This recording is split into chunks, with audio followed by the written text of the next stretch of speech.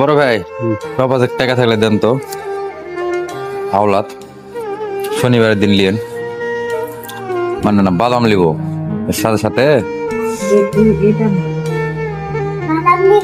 শনিবার দিন লিয়েন।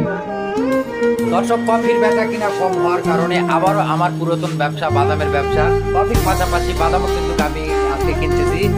কালকে থেকে ইনশাল্লাহ আপনারা বাদামও পাবেন আমার কাছ থেকে। আপনারা দেখলেন যে এক ভাইয়ের কাছ থেকে আমি আওলাদ করে নিয়ে আসলাম টাকাটা, যে আমি আবার বাদামের ব্যবসাটা চালু করার জন্য, যে কফির পাশাপাশি বাদামটাও যদি বিক্রি করি তাহলে আমার দিনপরটা হয়তো বা ইনশাল্লাহ ভালো ভালো যাবে। কারণ কফি এরকম সেরকম খাই না, এখন গরমের দিন। তারপরও যা খাই আলহামদুলিল্লাহ চলতেছে। তো চেষ্টা করতেছি, কষ্ট যত করব ততই তো তার ফলটা পাবো। এই জন্য একটু কষ্ট করার চেষ্টা করতেছি, যে আবারও বাদাম বিক্রি করার জন্য বাদাম কিনতেছি। আপনারা সকালে দেখা হলে এক প্যাকেট বাদাম অথবা এক কাপ কফি কিনে খেয়ে আমাদের বাবা মেয়েটাকে একটু সহযোগিতার হাত বাড়িয়ে দিবেন। ধন্যবাদ সকলকে। আসসালামু আলাইকুম প্রাণপ্রিয় দেশবাসী।